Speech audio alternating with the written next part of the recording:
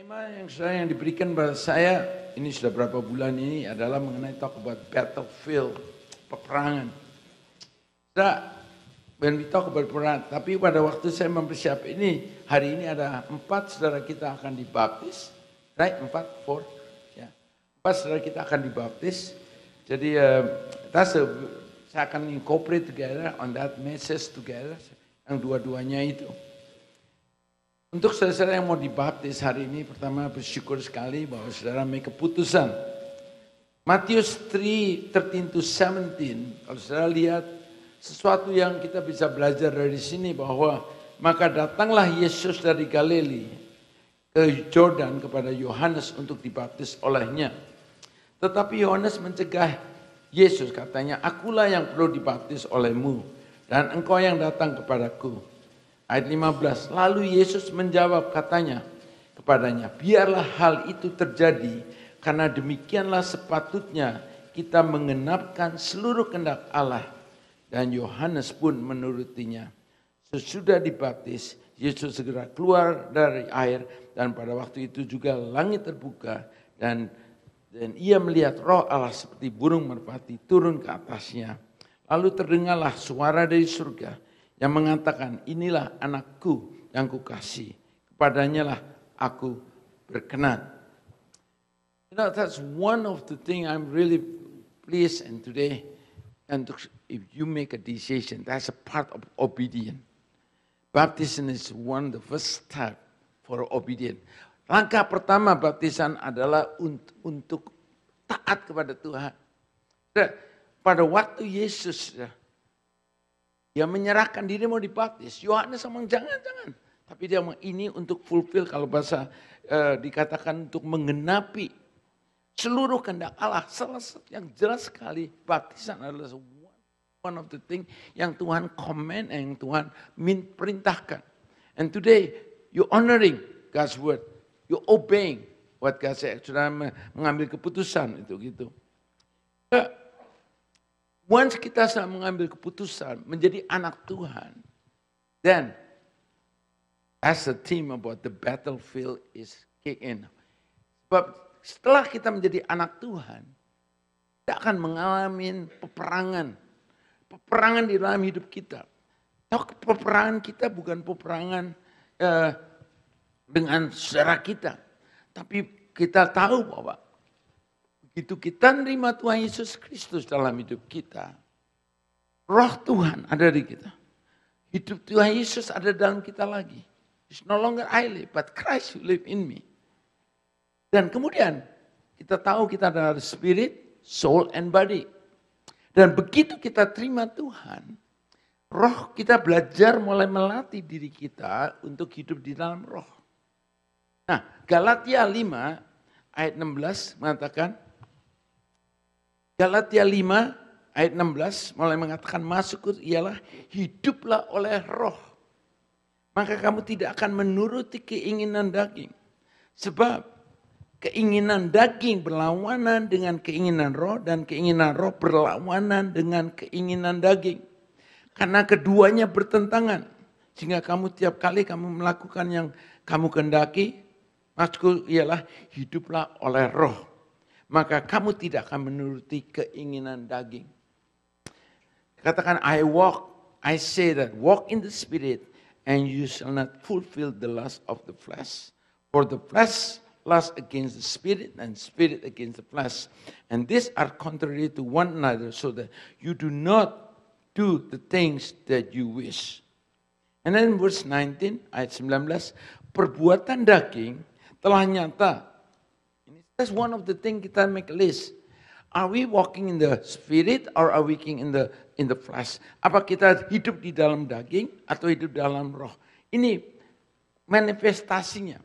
Hidup dalam daging adalah percabulan, kecemaran, hawa nafsu, penyembahan berhala, sihir, perseteruan, perselisihan, iri hati, amarah, kepentingan diri sendiri, selfishness, percideraan, roh pemecah, kedengkian, kemabukan, pesta pora, dan sebagainya. Terhadap semuanya itu kuperingatkan kamu, Seperti yang telah kubuat dahulu bahwa barang siapa melakukan hal yang demikian, ia tidak akan mendapat bagian dalam kerajaan Allah. It's very serious. Barang siapa melakukan hal yang demikian, yang hidup di dalam kedagingan, tidak akan mendapat bagian dalam kerajaan Allah.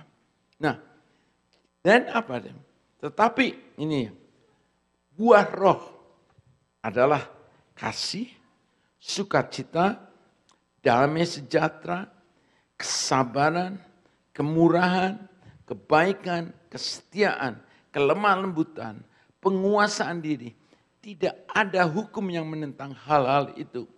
Barang siapa menjadi milik Kristus Yesus, ia telah menyalibkan daging dengan segala hawa nafsu dan keinginannya.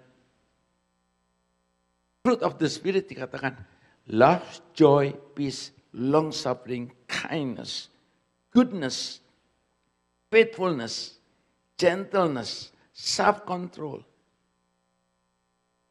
Dan dikatakan di sini, ayat 16, kita perlu sekali untuk hidup dalam.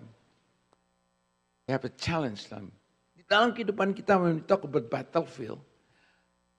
Peperangan akan terjadi dalam hidup kita. Peperangan ngadepin di kerjaan, di office, di dalam keluarga, di dalam gereja, workplace, everywhere. Ada terus going to be peperangan dalam kita. Peperangan di dalam bitin kita sendiri, ada peperangan.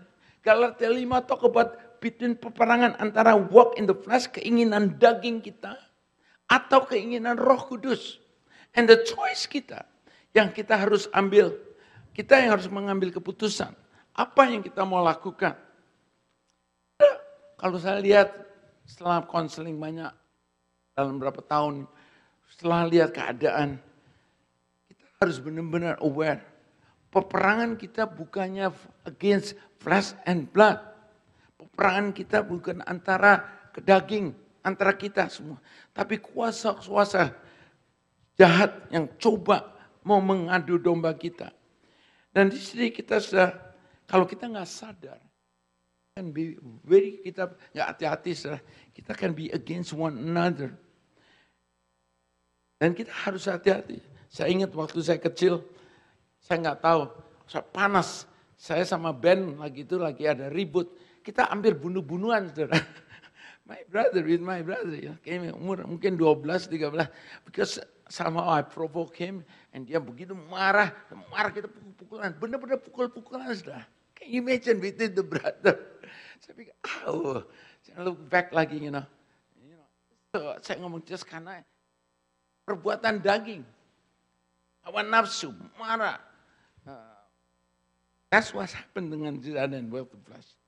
Dan kan the key, saudara, kita understand di sini katakan bahwa Yohanes 4:24, Allah itu roh, barang siapa menyembah dia harus menyembahnya dalam roh dan kebenaran. God is spirit.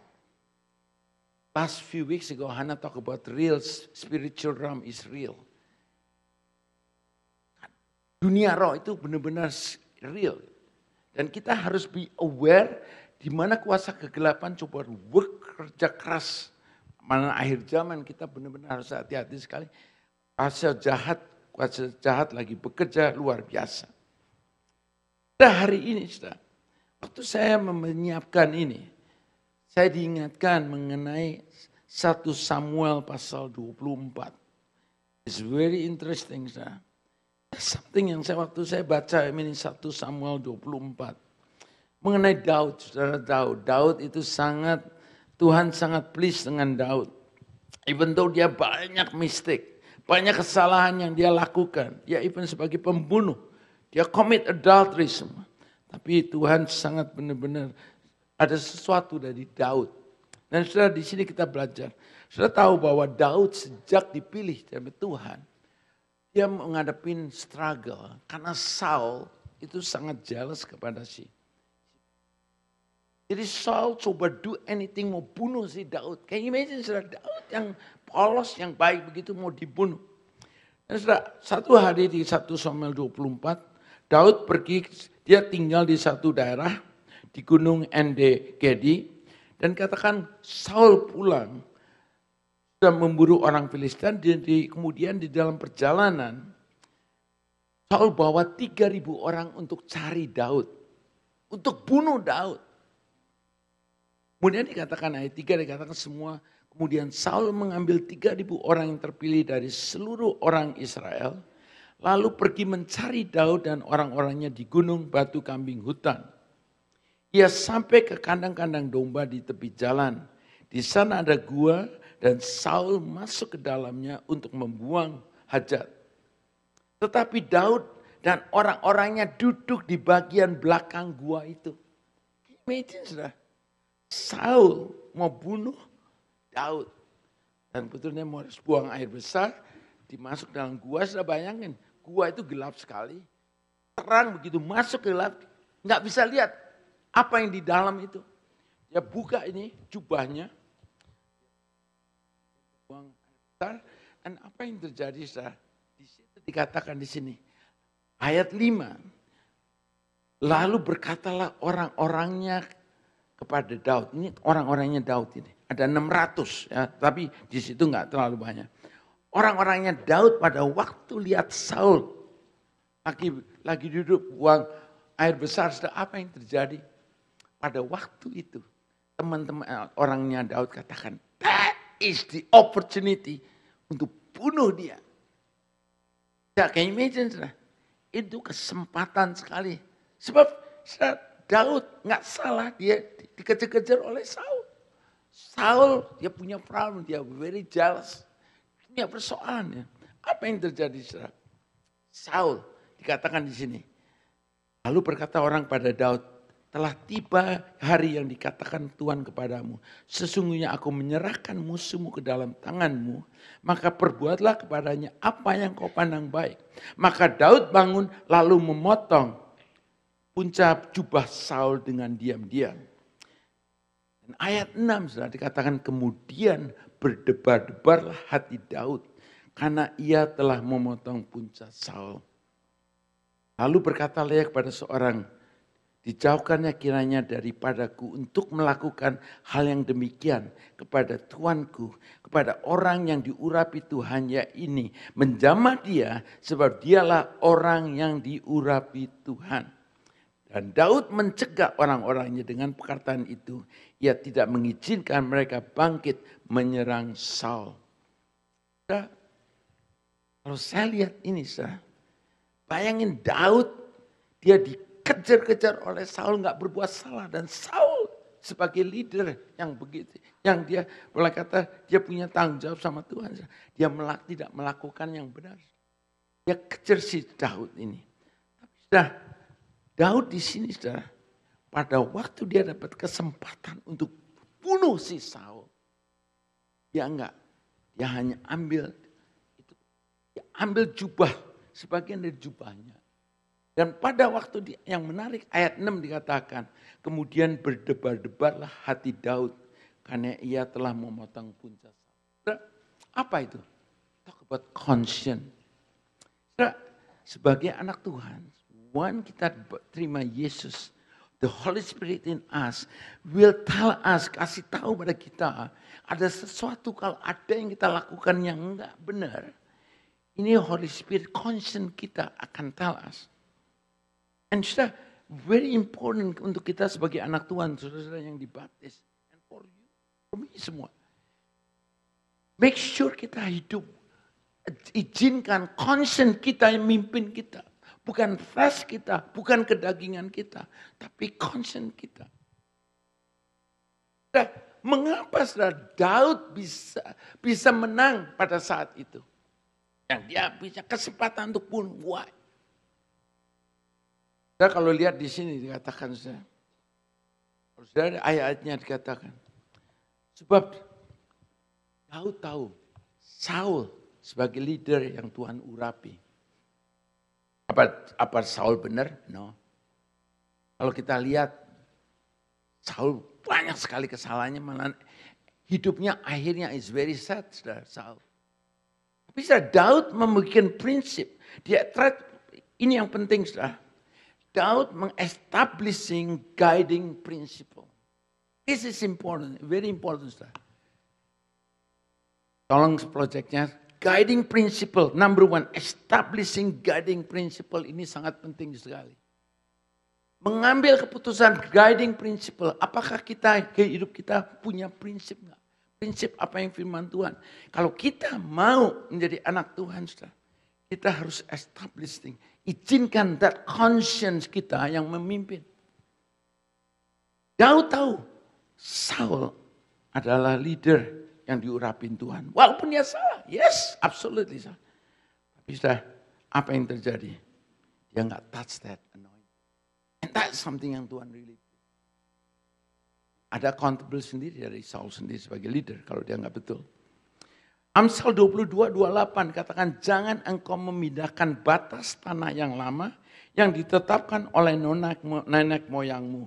Do not move the ancient landmark that your father have set. Saudara, kalau saudara saudara sebagai surveyor, dulu waktu saya di Indonesia, kalau beli properti itu ada tongkat-tongkat itu, surveyor itu dia punya guidance, punya direction, tiap property lotnya itu ada tanda-tandanya itu semua, lot established. Di sini katakan, do not move the ancient landmark to your father have set.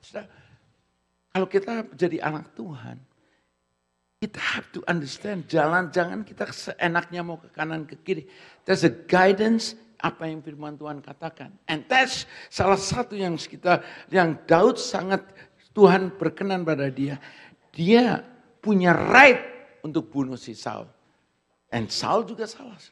Tapi dia tidak gunakan haknya. That's salah satu meekness. We have power, we're not using our power. Do not move. Dikatakan, do not move the ancient landmark that your father have set. Establishing guiding principles. Salah satu, saudara, kalau saya ingat lagi, waktu saya di real estate, start real estate tahun 74. Guiding principle saya pada waktu saya di bisnis itu. Saya taruh di business card saya, Roma 8 ayat 28. Di dalam segala, saya tahu di dalam segala perkara, Tuhan turut bekerja. Di dalam segala perkara Tuhan ikut bekerja. Dalam segala perkara baik yang jelek, Tuhan bekerja. Untuk kebaikan kita. Untuk kebaikan kita.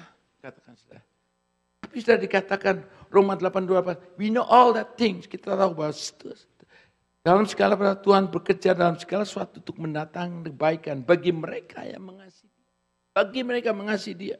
Yaitu bagi mereka yang terpanggil dengan rencana Allah. Roma 8 ayat 28 katakan.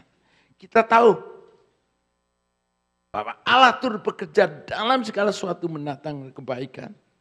Tapi sudah, kalau kita lihat ayat itu, ayat 8:26. Kita harus lihat ayat sebelumnya, ayat 26. 26 dikatakan bahwa, ayat 26 bicara bahwa Roh tahu kelemahan-kelemahan kita. Roh tahu kelemahan-kelemahan kita. Apakah kita mau walk on the spirit atau kita mau komplain atau kita mau izinkan within kita emosi kita yang run.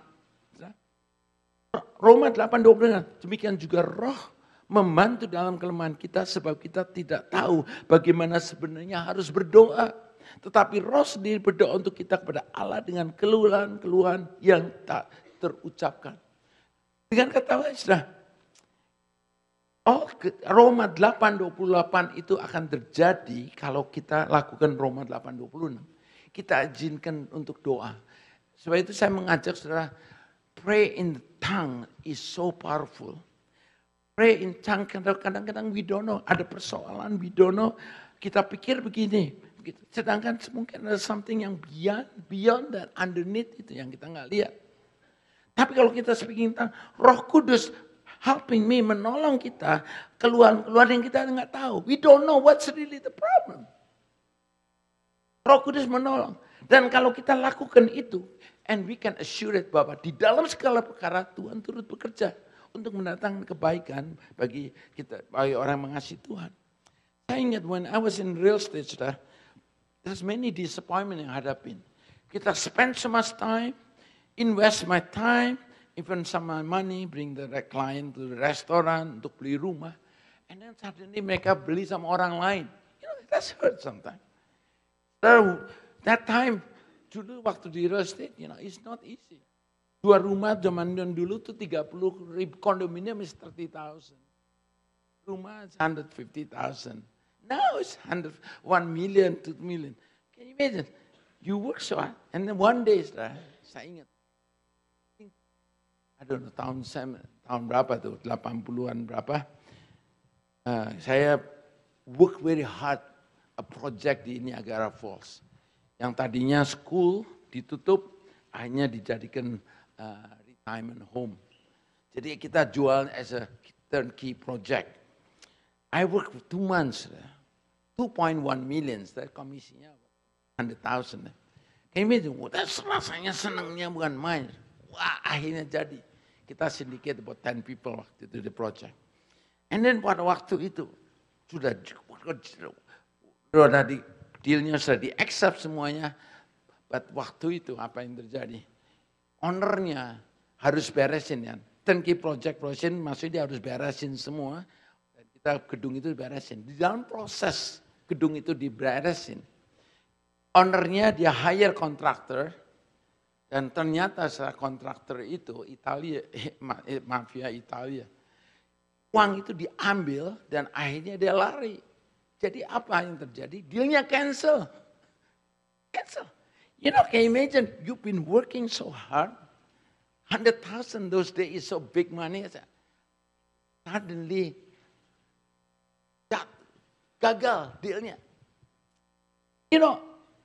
That word, that principle, guiding principle adalah Roma 8:28. Di dalam segala perkara Tuhan turut bekerja untuk mendatangkan kebaikan.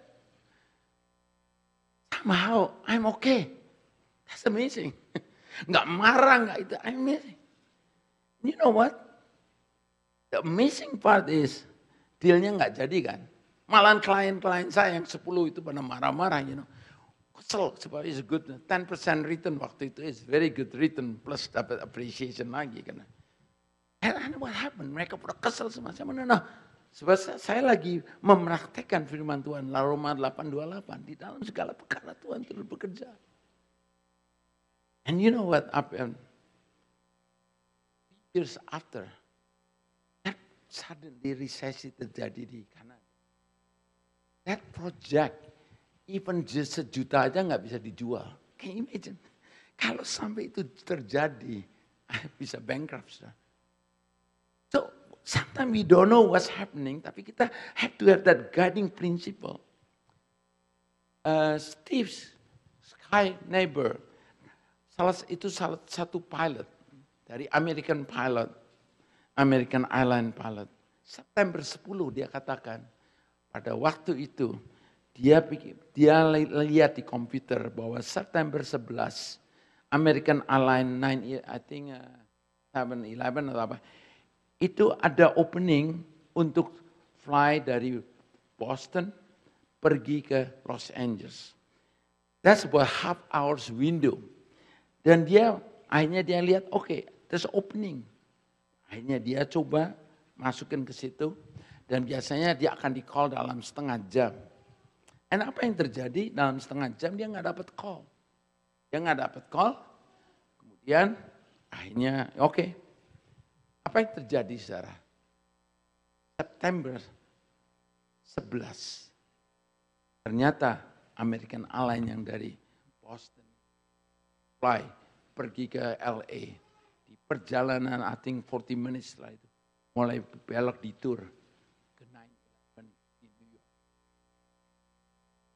Nah, dia pada waktu itu dia melihat bahwa dia punya keinginan untuk kerja tanggal 11 September.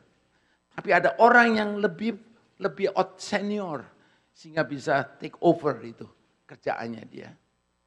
Nah, apa yang terjadi? Look back. Sebenarnya saya harus mati waktu itu. Dan Steve katakan, every time dia melihat itu, dia lihat how grateful dia. Dalam hidup we always cannot get everything kita mau. Secara dia, he can make more money, work, and not semuanya. Kerjaan itu diberikan pada orang lain. yang lebih senior pada dia, saudara. Establishing guiding principle itu sangat penting. Saudara, apa saudara punya nggak sih guiding principle dalam hidup saudara? After saudara jadi anak Tuhan, I encourage you. Saudara berapa baptis hari ini? Establishing that guiding principle. Oh, salah satu saudara, mungkin hanya share a few things. How I think will determine my life and future even it is wrong. Bagaimana kita berpikir, ini akan menentukan life kita. Even it is wrong. Bagaimana saudara yang sudah pikirkan. And that's something yang kita di-challenge. When we talk about battlefield, peperangan rohani kita tuh. Lalu saudara, iblis behind that coba work very hard untuk mengganggu pikiran kita. Dan di sini dikatakan, how I think will determine my life and even it is wrong.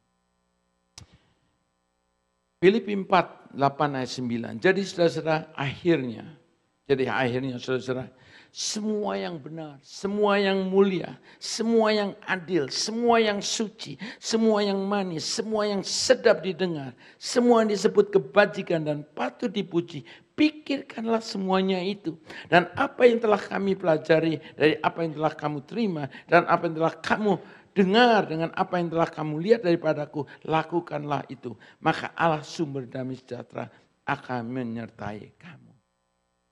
Nah, ini ayat ini bagus sekali. Bagaimana kita berpikir? How we think when kita bangun pagi. Apakah the first thing kita mulai kesal, mulai ingat?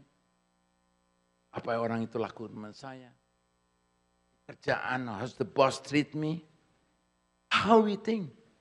Philippians 4 said, jadi saudara, semua yang benar, semua yang mulia. We have to think. We have to guiding principle kita, concern kita ngomong. Apakah is good? Saya mikirkan soal kesel, jengkel, kejahatan orang. Dat semua apa kita perlu pikirkan? Filipi 4:8 katakan, pikirkan yang benar, yang mulia, yang semua yang adil, semua yang suci, semua yang manis, semua yang sedap didengar. Itu yang pikirkan. Dan ada satu orang perempuan, dia ikut mau ke Bible College di Amerika. Dan pendetanya lihat perempuan itu ada seperti scar. Terus dia ngomong, hey Ellen, I notice kamu ada scar di sini. Oke, akhirnya pendetanya ngomong, you don't mind, tell me what's happening. Oke, akhirnya dia ngomong ke pastor. Oke, pastor, what happened when I was young? Saya fall in love karena Roman jatuh cinta. Saya fall in love with someone yang dia sangat abusive, alkoholik. Tapi the worst thing kalau dia sudah sudah drunk, minum itu, dia tuh violent sekali. Satu hari sudah kata, dia drunk, dia masuk lagi ke rumah, di dapur. Suaminya lagi drunk, dia ambil peso. Istrinya di pengan peso sudah mulai dicacah sudah 28. Dan perempuan ini Ellen ceritakan dia menjerit keras sekali. Dan neighbornya dengar, akhirnya neighbornya datang call police dan perempuan ini di save. I think take about 6 months atau 3 to 6 months to recover 28 itu sudah sobekan. Dan dia pendetanya wonder, okay, that is something yang very bad yang terjadi dalam kamu. Tapi dia ngomong, sekarang kamu apa yang saya mau kerja di mission field. Sebab itu saya ambil Bible College di mission field. Terus pendetanya ngomong, how you process that? Suami yang kamu yang telah menyakitin kamu luar biasa. Dan dia ngomong, you know, I'm not giving every inch 1 ounce for the devil to work. Dengan kata lain, he already worked for a few hours. I don't want to stop. I don't want to give room lagi untuk kerja kesel semua. Entertain semuanya itu. Apa yang terjadi, saudara? Ellen mengatakan, when I cry, I scream, the neighbor hear my scream. Why sekarang saya mau menjadi missionary? Because many people di dunia ini menjerit and many of imagine that. She process that. Dia proses kekecewaan, semuanya kesakitannya dia proses. You know, we have to redefine everything yang bad terjadi dalam hidup kita. Disappointment, everything kita harus proses it. Sampai kita bisa melihat menjadi indah. Kalau saudara saat ini dimolest, saudara di-abuse dalam hidup. Very hurt, saudara. Saya bayangkan hurt sekali. Tapi dia bisa proses sampai dia melihat, saya mau menjadi berkat. Karena saya pada waktu menjerit, my neighbor can hear me. Sekarang saya kalau keluar negeri, menolong orang-orang yang dalam kesusahan. Banyak orang yang tidak bisa mendengar ceritaan mereka di mana-mana. Ellen ini dia bisa memikirkan itu. The next one, ini is important.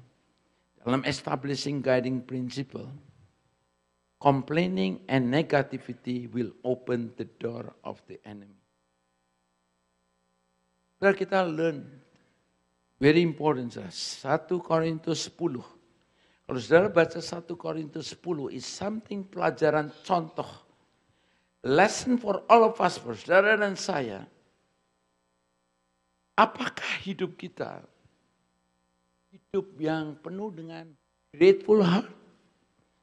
Yang bersuka cita? Ataukah saudara, dalam hidup kita banyak komplain?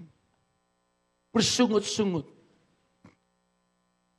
Dikatakan di sini ayat 10 dikatakan. 1 Korintus 10, 11, 12. Dan janganlah bersungut-sungut seperti yang dilakukan oleh beberapa orang dari mereka. Sehingga mereka dibinasakan oleh malaikat maut. Ayat 11. Semuanya ini telah menimpa mereka sebagai contoh. Dan dituliskan untuk menjadi peringatan bagi saudara dan saya. Yang hidup pada waktu di zaman akhir telah tiba. It's so sad, saudara. Orang Israel dikeluarkan dari Mesir. Di dalam perjalanan, komplain terus. Saudara, kalau saudara mau dengar Tuhan, nggak bisa dengan komplain. Challenge, saudara. Saya kan lagi di mentoring pastor dari waktu Winnipeg ini. Ada 25 pastor, tiap Kamis dia share. Sekarang lagi belajar mendengar suara Tuhan. Tuhan, dia ngomong, we have to create environment dengan Tuhan tuh, environmentnya tuh start with thanksgiving. Firman Tuhan katakan, enter the gate with thanksgiving. Kalau kita hidup penuh dengan ucapan syukur, itu make it so easy untuk kita bisa mendengar suara Tuhan. Tapi kalau kita komplain, saudara imagine di dalam keluarga hidupnya anak jerat-jerit komplain terus. Kalau kita nggak be aware, saudara. Complaining itu, aduh saya bayangin saudara, is so ugly saudara. Orang Israel dikeluarkan oleh Musa, dipakai Tuhan untuk keluarkan. Tapi komplain terus.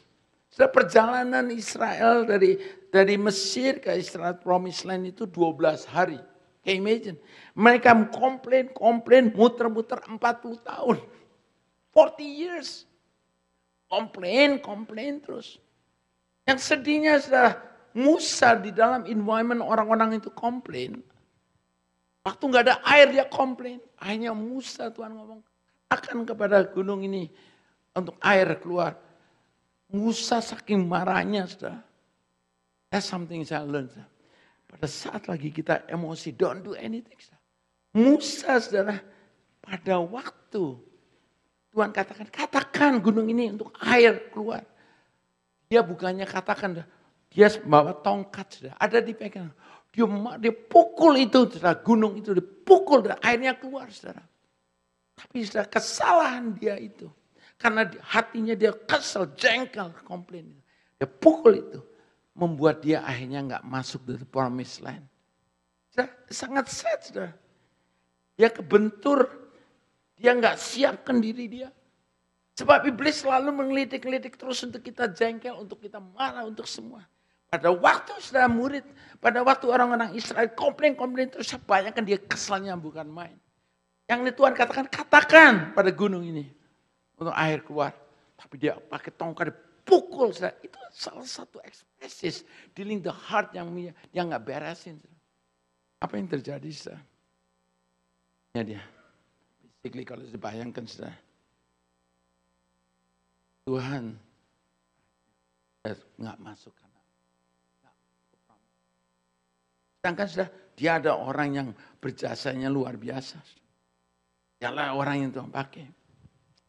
Saudara, hari ini saudara, saya ingin saudara-saudara kita aware spiritual realm saat ini coba selalu dalam hidup kita semua, every one of you, di dalam keluarga, di dalam sekolah, pelayanan, semua, everywhere. Iblis coba untuk kita bisa menjadi mangsanya. Stand up, saudara. Jangan kita mau. Kita must have a live in conviction, establishing guiding principle. Saudara, kalau kita nggak sensitif, saudara, concern kita itu bisa kasar. Ada orang pepatah dikatakan di Indian mengatakan bahwa di hati kita itu ada seperti segitiga besi katanya. Begitu kita coba melakukan yang nggak benar, itu besi itu muter dan pada waktu muter itu hurt, bikin sakit di bagian heart kita. Dan itu membuat sampai akhirnya proses untuk healing. Tapi ada orang yang benar-benar kalau sampai dia sudah mau doing yang hurting orang, dia nggak peduli. Dia hurt, dia tetap jalani. Hurt sampai lama-lama itu di darah situ sudah keras. Nggak sensitif lagi. Saudara. Jangan sampai saudara kita nggak sensitif the guidance of the Holy Spirit. Saudara yang terima Yesus sebagai Tuhan Juru Selamat. The Spirit of God akan always kasih pada kita guidance. Walk, live on conviction, bukan on preference. Dan saudara, ini adalah salah satu yang saudara dan saya perlu establish guiding principle. Dan kita have to be ready first, siap punya dulu. Sebab pada waktu peperangan terjadi, kalau kita nggak siap, kita kalah, saudara. Kalau saya waktu seperti real estate, saya nggak punya that konsep Roma 8:28, di dalam segala perkara Tuhan turut bekerja untuk mendatangkan kebaikan. Saya gampang sekali marah, orang nggak beli, nggak loyal, nggak bisa marah. Nunggu di traffic, ya, nunggu di elevator, nggak jalan-jalan semua. Marah, why take so long gitu. Barusan ini saya tahu kan ada 25 orang mati katanya. Elevatornya banyak penuhan. Mungkin bayangin, harusnya mungkin berapa penumpang, mungkin 15 berapa. Mumpung dipenuhin sampai saya kasih tanda, saudara. Warning. Dalam hidup kita, saudara, there's a warning sometimes. Why car punya warning? Kalau oil, saudara, bocor kemudian itu. That indicator, titit, lampu merah. If kita lihat ada warning, better stop. Check what's happening. Or you have two options. You don't care about the warning itu, kemudian saudara jalan terus. Hancur, saudara, mobil saudara. Kita ask that conscience. Be sensitive. Dan salah satu tadi kata, hiduplah dalam roh. Jangan dia hidup dalam kedagingan. Saya akan panggil saudara-saudara kita yang nanti akan dibaptis. Tapi saya mau minta untuk mereka akan mempersiapkan.